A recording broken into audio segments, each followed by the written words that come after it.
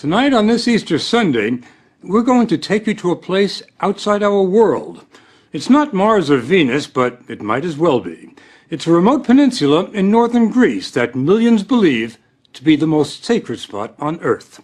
It's called Mount Athos, and prayers have been offered here every day with no interruption for more than 1,000 years. It was set aside by ancient emperors to be the spiritual capital of Orthodox Christianity, and has probably changed less over the centuries than any other inhabited place on the planet.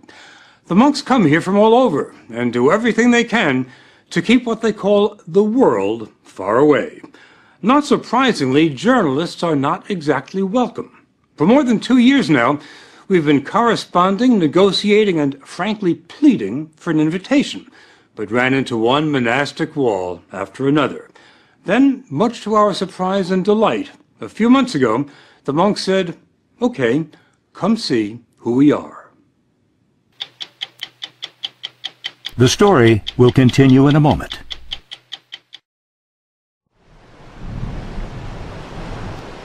This Byzantine cross marks the border between Mount Athos and the 21st century.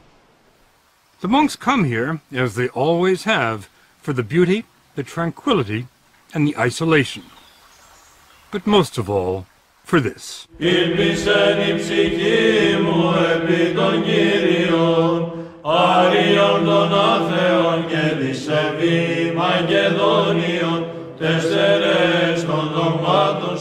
Father Iakovos is one of the few Americans on the mountain. He's been here more than half his life. You have to understand the words that we're saying in today's liturgy are the same words that Christ was saying, the same words that saints from the 1st century, the 2nd century, the 3rd century, the 4th century. And nothing has changed in Orthodoxy since then. It's the only branch of Christianity that can make that claim. Father Eliseos is the abbot, the top man, at Simonos Petros, one of the 20 monasteries. It was Abbot Eliseos who invited us here, and never let us forget what a rare privilege it was.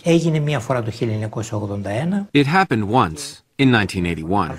The last time you invited a television crew here was 1981. Correct.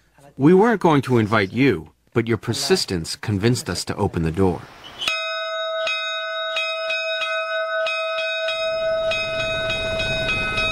The door he opened revealed the wonder that is Simonos Petros, which fits like a crown on top of a rock 800 feet above the Aegean. It was built in the 14th century, and the monks will tell you it must be considered a miracle that it hasn't fallen into the sea.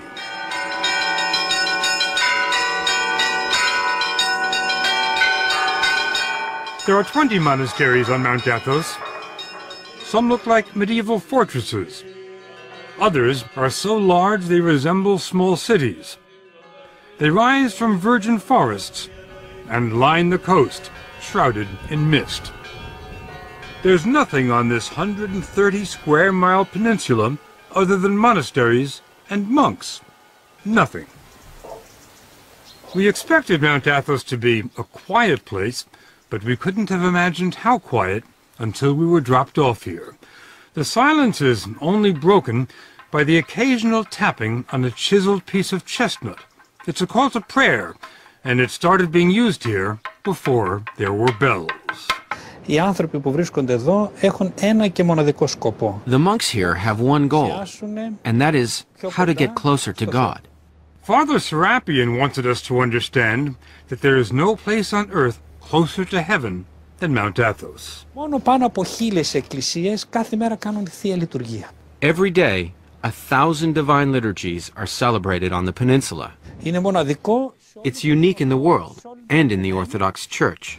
Exactly what makes it unique. Ο απόλυτος τρόπος της ζωής των μοναχών. It's the absolute way of life of the monks. It's a Spartan way of life, but all the monks we talked to said they never want to leave, not even for a day. So they try to be self-sufficient. They grow their own fruits and vegetables, do their own tailoring, and when they get sick, there's an in-monastery doctor, Father Emilios, who's not very busy because the monks are in excellent shape. There's remarkably little cancer, virtually no heart disease or Alzheimer's. They must be doing something right in addition to drinking wine at 9 in the morning. They eat 2 meals a day. There's what they call the first meal, which lasts 10 minutes, and the second meal, which lasts 10 minutes. There's no meat and no dinner table conversation. The only sound, a monk reading from sacred texts.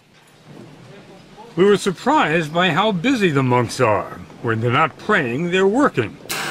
Father Theodosius, born a Lutheran in Germany, is a mechanical wizard who has given the monastery continuous electricity and occasional hot water.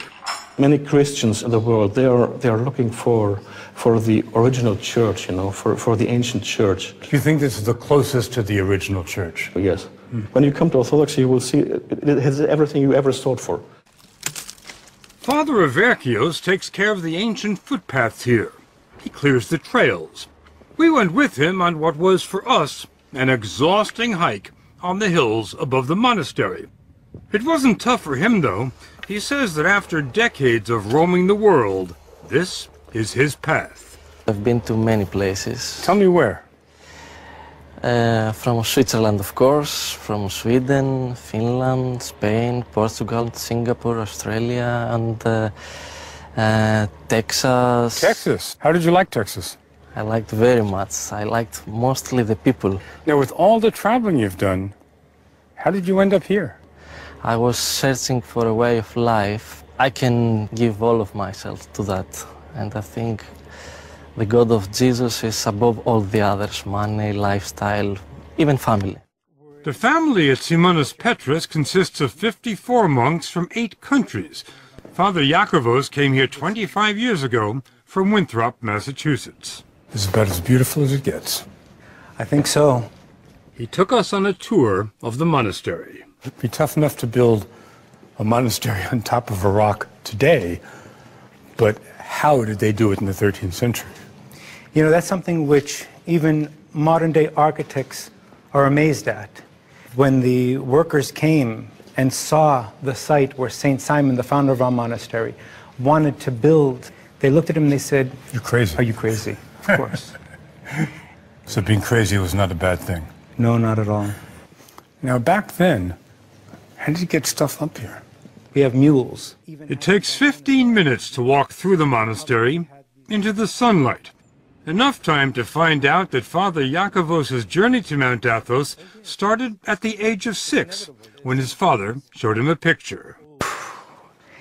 It was just so impressive, and I turned around and I said to him, "Dad, you know, I don't think that I'm going to be able to believe that somebody lives in that building until I step on those balconies myself." Destiny.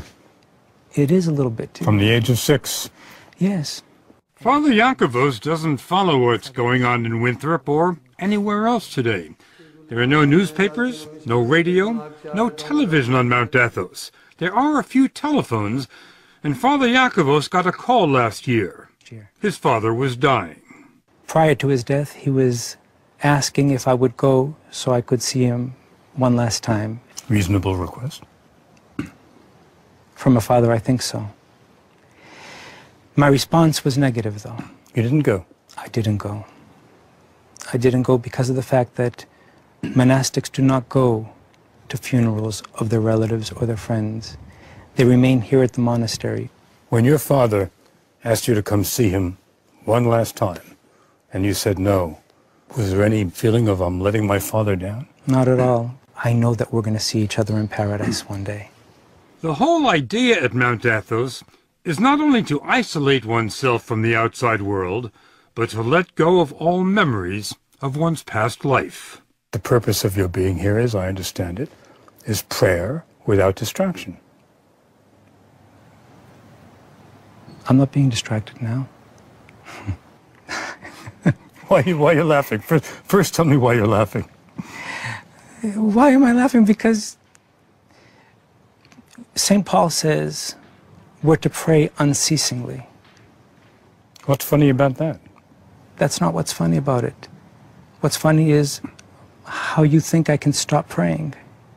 You're praying Every minute of the day. Even right now when we're talking. Really? Of course. You don't see Father Iacovos praying while he's talking, but look at these other monks. Their lips never stop moving, not for a second. They just keep reciting the Jesus prayer day and night. Lord Jesus, have mercy on me. It becomes like breathing. Some monks say they can pray when they sleep, and they get no more than 3 hours sleep a night. But Mount Athos gets more applicants than it can handle. It's harder to get into than Harvard. The man comes as a novice, he's free to leave if he doesn't like it, and the monks can tell him to leave if they don't like him. When a novice arrives here, can you tell whether he's going to make it or not? Can you tell whether he's going to qualify to be a monk? Όχι παραπάνω από ελάχιστο χρόνο το καταλαβαίνουμε. After a while, it becomes pretty obvious whether or not someone is cut out for it, which is why we have a trial period, which can last up to 3 years. I bet you know a lot sooner than 3 years. Vevers. Certainly.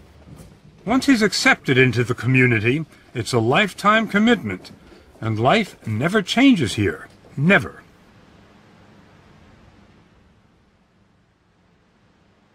Every day at 3 in the morning, a single bell rings, informing the brothers that it's time to stop praying on their own and start praying in church. On a typical day, and every day is a typical day, the services last 8 hours. The monks say it's an 8-hour conversation with God, a dress rehearsal for eternity. And remember, this doesn't only happen on Sundays, it happens every day, 365 days a year. A monk never gets a day off. This is the Divine Liturgy, the life of Christ, celebrated by men whose only passion is to move closer to Christ every day. The depth of their devotion defies description. They didn't look like the same monks we had met in the gardens and the workshops. They were utterly transformed, with a concentration so profound they were immune from distraction. There were occasional flashes of ecstasy. This old monk could have risen out of a Rembrandt. Βούλομεουν προσεύχεστε τους άνδρας εν παντή τόπο.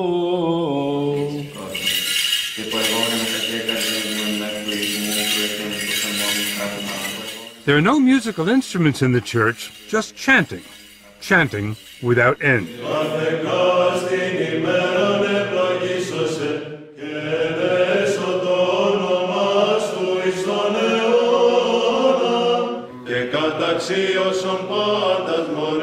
Many of the voices, the basses in particular, could have made it at the Met.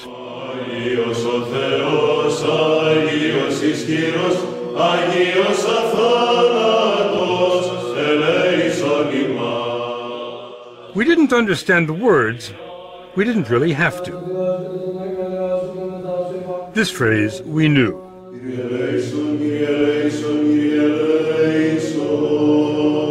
Lord, have mercy.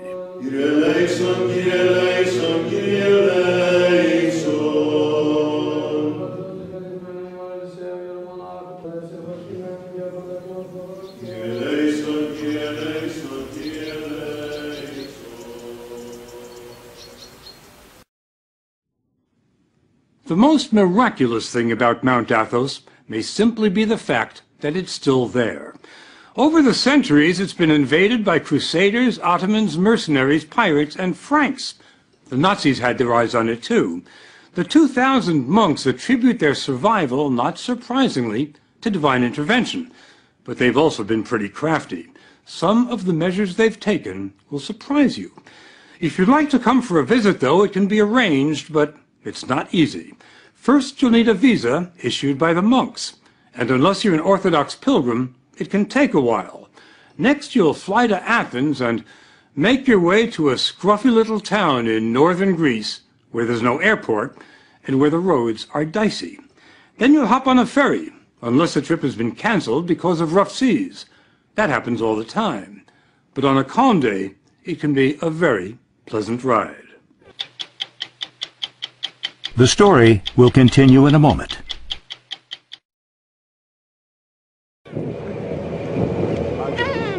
The monks will tell you it takes years of prayer and soul-searching before they're ready to leave the world for Mount Athos. For the likes of us, though, it takes little more than an hour. It was the beginning of Lent when we took these pictures, and the ferry was packed with pilgrims from all over the Orthodox Christian world. Greeks, Bulgarians, Serbs, Romanians, Russians. It wasn't long before the first monasteries came into view, and we thought we were sailing to Byzantium, to a fantasy land of castles and palaces.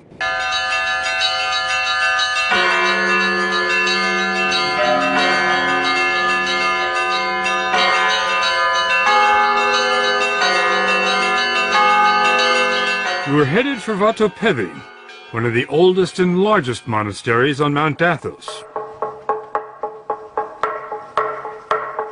It had the feel of a medieval city.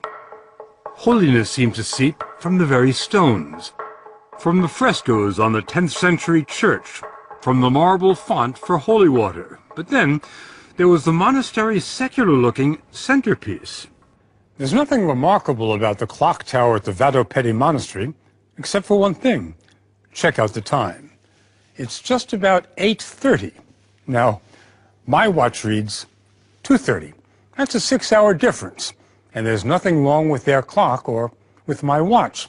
It's because the monks on Mount Athos keep Byzantine time. The day starts at sunset, not at midnight. The monks measured time this way during the days of the Byzantine Empire. That's the Christian empire that followed the fall of Rome, and that's the flag they still fly here. How long ago did the Byzantine Empire fall? 1453. 1453. That's a well-known fact. Well, it wasn't to us, but to Father Serapion, 1453 is the day before yesterday. This peninsula is the only place in the world that still keeps Byzantine time. It has maintained this time for some 550 years.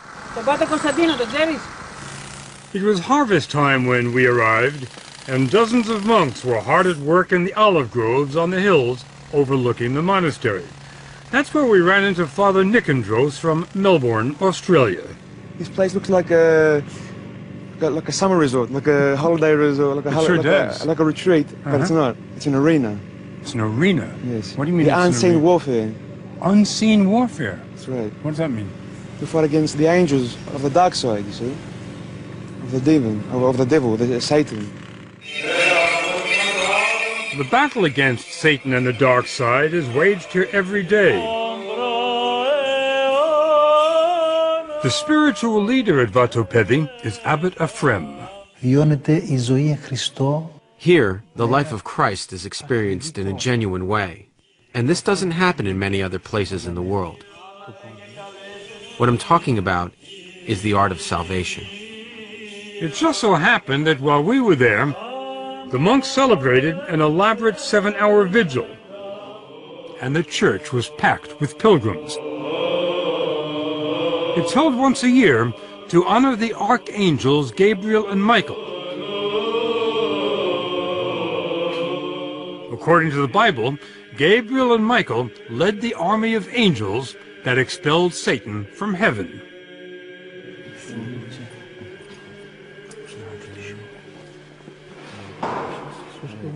The church's relics are brought out every day, and pilgrims ask for the blessing of the saints. The most sacred relic on the entire peninsula is in this case, fabric said to be part of a garment worn by the Virgin Mary. The irony is that while the Mother of God is revered here, no other woman is permitted to even set foot on Mount Athos. It's been like that for 1,000 years. The reason, according to Orthodox doctrine, is that Christ gave the peninsula to his mother, and all other women have been excluded so as to fully honor the Virgin Mary. It's also been said that in the days before the ban, when women did come here, the monks became distracted and couldn't devote themselves entirely to prayer.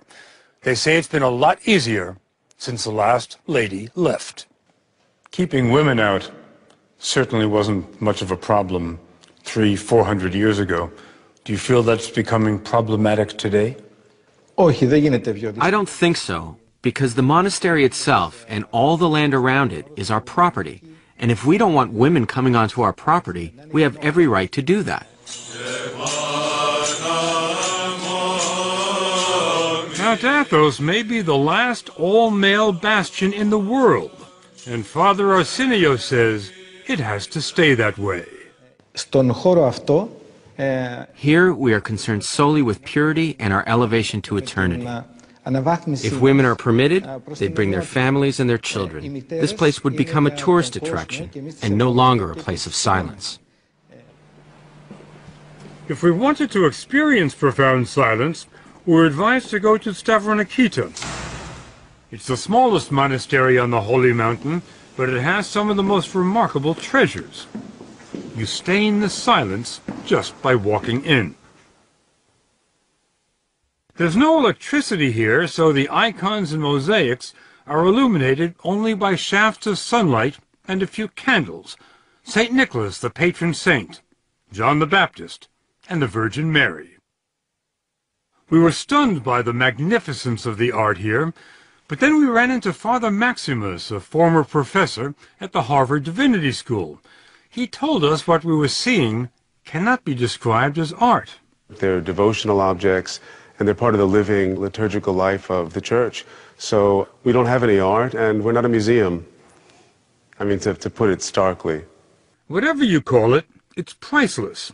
That's why the monasteries have been invaded and plundered so many times over the centuries. The monks' most recent brush with history happened only 70 years ago. The Nazis were coming their way. In the spring of 1941, the Germans invaded and occupied Greece. They marched up the Acropolis, raised the swastika beside the Parthenon, and were about to invade. The monks asked for a meeting with Nazi officers who advised them to appeal to Hitler himself. And the monks wrote a letter to Hitler. A letter was written, and in the letter the monks identified themselves. They said, "This is who we are."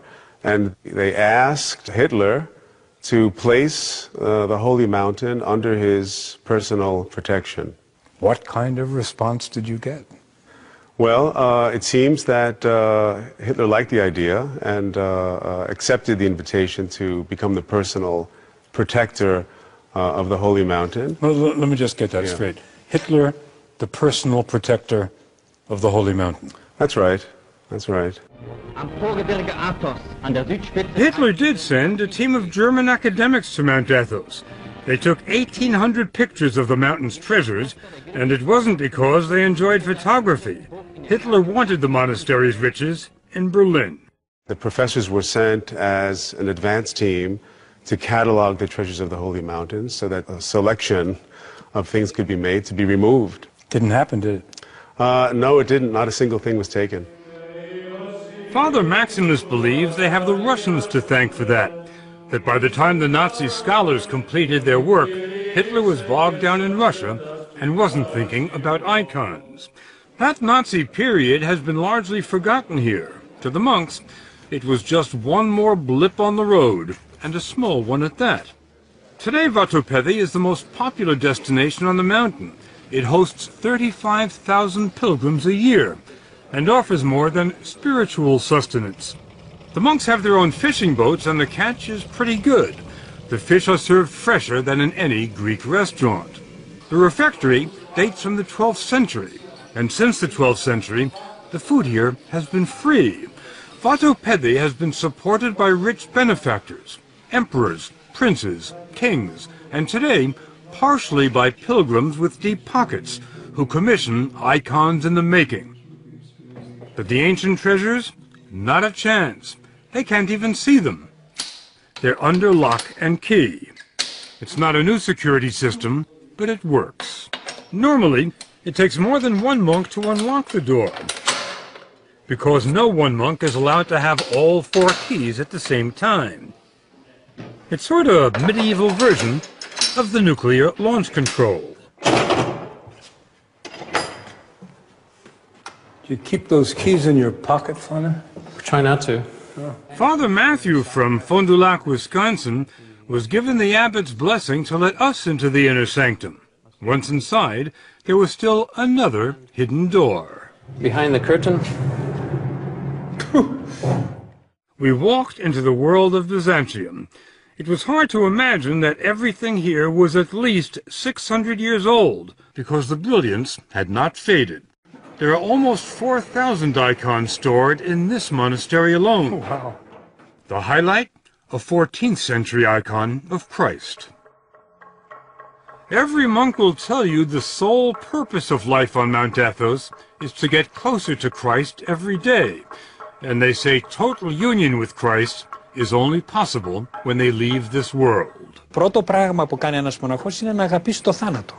The first thing a monk does is embrace and love death. Embrace and love death. Γιατί ο θάνατος... Because death is the ticket to the other life. Without a ticket, you can't travel. Where do you get the ticket? Εδώ, στη ζωή αυτή. In this life. That's what we do each day. We prepare for death. Για το ταξίδι μας προς τον ουρανό. And we are joyful about our journey to heaven. Right. Father Matthew offered to take us to the transit point between this world and heaven. When a monk dies, he's buried until there's nothing left but bones. Then he's brought to where every monk who's ever lived here ends up, the ossuary. Any idea how many skulls there are here? Thousands. I'm not sure how many thousands. Any idea how far they go back? The ones here would be to the 16th century. When you look at the ossuary, what comes to mind? Mostly I see that this is where I'm going to be. I always like to say these are my future roommates. There was nowhere for us to go from there. So we headed back to the mainland. The monks invited us to come back any time. And if we do, or if our grandsons or great-grandsons do, after 10 days here, this much we believe. Mount Athos will not have changed at all.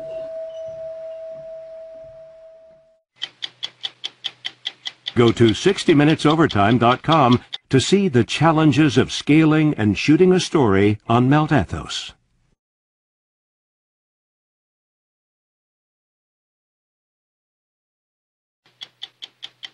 "60 Minutes Overtime."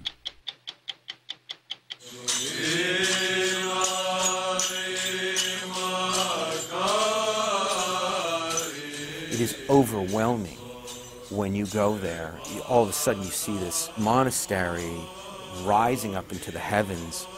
You're looking at the backs of birds because you're so high up. It's all designed to remind the monks about being as close to God as one can get on this earth. For producer Michael Karzis, the Mount Athos story was a sort of homecoming. What did it mean to you personally to go there? It was incredibly special. It was like a little gift.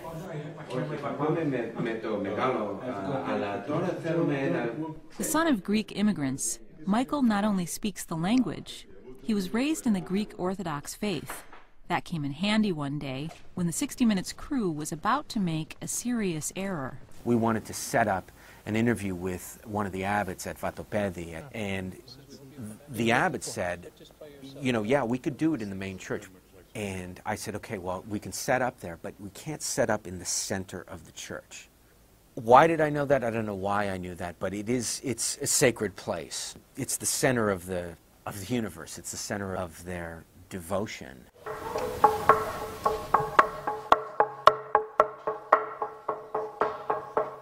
They really did do an extraordinary thing by allowing us to come and film in Mount Athos. This is for ski. It's an instant walking stick, thanks to Pater Avergios. Thank you, Pater. You're very welcome, Michael. You create like a little bit of extracurricular bond with some of these people that you wouldn't otherwise have doing another story or regular story with 60 Minutes. Pater Martharios. Father Martharios is the gardener that I met in May when I came for the first time on the reporting trip, and I was just so impressed. I mean, impressed is an understatement. This garden that he tends to is you know, maybe has 6 or 7 tiers. It's this unbelievable, like, Babylonian hanging garden. It's amazing to see. I had this great conversation with him. The oil spill in the Gulf had just happened, and I was telling him about it. And you realize how cut off they really are. You could see that he was so connected to the environment. He was really affected by it. I mean, he was really disturbed. And I love to garden as well. When I came back, I thought consciously, well, I'm going to bring him back some seeds of this tomato plant that I've been growing for years and love. These are big tomatoes, very big tomatoes that I grew in the summer, and I saved the seeds for you. Yes, of course. All he said to me, he says, listen, as long as they're not genetically modified seeds, I'll take them. I think of him often because he was just a really, really lovely man. On Mount Athos, Michael and the crew had to learn to live pretty much the way the monks live.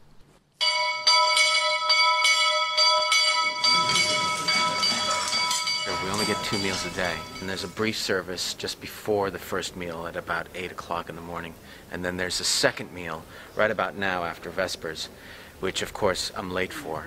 They closed the front door and the meal had started, and so I tried to come around the side door. If you could get in there, Chris, you see that basically these are all the pilgrims that have come. You're supposed to have this meal in complete silence. There's one monk that reads stories of saints, stories of saint monks that have basically been martyred over the centuries. So I'm going to go in now because I'm starving.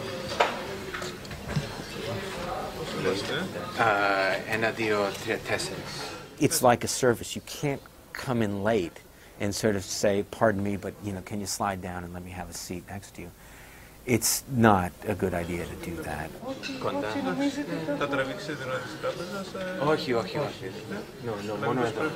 And so if you miss the meal, you miss the meal.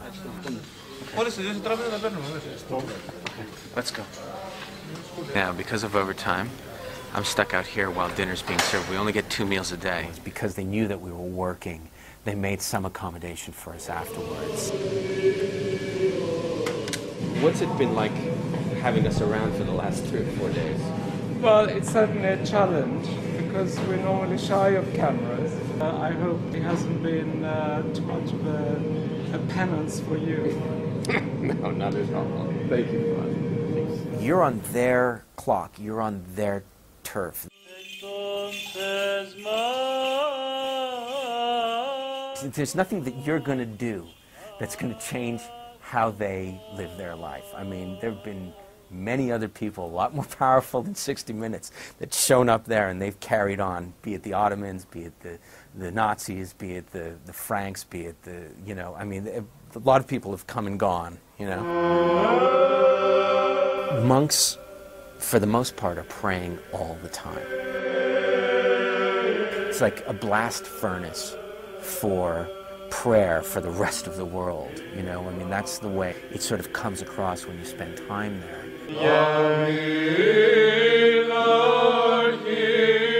While you and I are going about our business Monday to Saturday, they're picking up the prayer for us while we're paying the rent and taking the kids to school.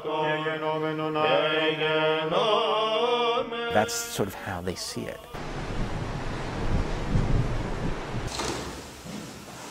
I'll probably go back there.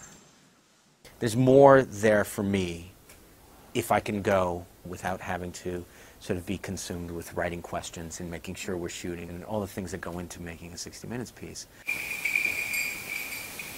I think it's a big responsibility for all of us to get it right. They're trusting us. We don't want to get it wrong. You know, and of course there's the whole spirituality thing. I mean, these guys are, you know, they're monks, you know. They're either going to give you a good recommendation or a bad recommendation. To who? I don't know. I mean, you know.